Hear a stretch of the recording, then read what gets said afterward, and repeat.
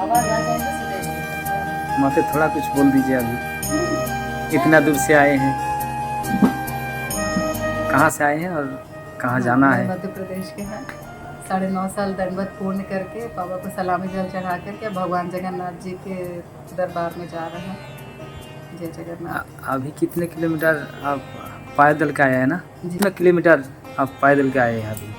अभी हाँ, अभी तो हो गया अभी तो जब से पैदल ही चल रहा है। मैं 10 साल कितने से पैदल ही चल रहा हूँ। 10 साल से? हाँ जी, 10 साल से कोई वाहन में नहीं, कोई चेयर में नहीं, किसी भी आसन में नहीं बैठे हैं।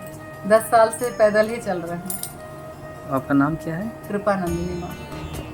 आपका सुना कि एक यूट्यूब चैनल है, उसका नाम क्या है? एक कृपानंदिनी ही माँ नाम है? 422 ও ঠিক জয় জগন্নাথ।